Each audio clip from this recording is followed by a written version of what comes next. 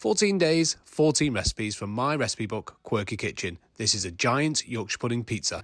Right guys, we are doing 14 days and 14 recipes from my own cookbook, Quirky Kitchen. Okay, this recipe is on page 43. This is a giant Yorkshire pudding pizza and you're in day one of the recipes. Guys, wait until you try this one. Have a look at this one. Now that you've had my introduction, we're going to crack on and you can cook along with me. So for your ingredients, you're going to need 6 eggs, 225 grams of plain flour, 300 mils of semi-skimmed milk, vegetable oil, pepperoni and mozzarella cheese, alongside some oregano and some tomato puree. Now for your Yorkshire pudding, get a large deep oven-proof dish and then put in your 75 mils of oil.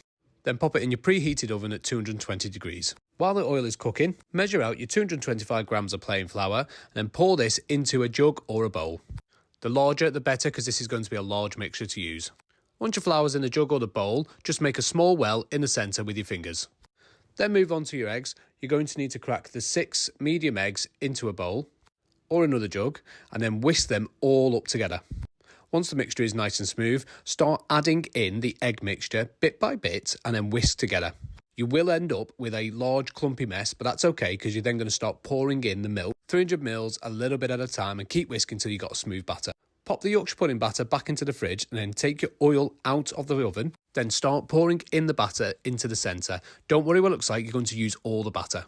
As you can see, it's all spread out to the edges of the tin. Pop it back in the oven for 220 degrees and let it cook. Quick tip, don't open the oven door till it is all risen. In another bowl, you want to add in your tomato puree, your oregano, and then your 500 mils of tomato passata.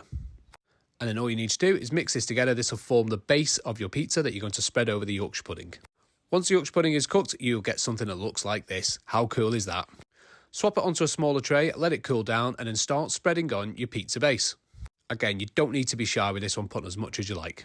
Grabbing your 400 grams of mozzarella cheese, you want to take 200 grams of this and then start sprinkling it over the pizza base. Then add on your 14 large slices of pepperoni. If you have any left over, just chuck them on as well. Finish it off with the other 200 grams of grated mozzarella cheese. And then pop it back in the oven. You want to keep the oven at 180 and let the cheese melt. That way you also don't burn the Yorkshire pudding. Once it's ready, you can move it to whatever dish you're going to serve it on. And then with a pizza cutter, you can put all your slices in there. And guys, you're good to go. You can pick them up by hand, you can share it with your family, you can eat it all yourself. That's all you need to worry about. This recipe is dead simple. Overall, it should take you around about 45 minutes to cook. I hope you enjoy, guys, and then tune in tomorrow for my next recipe.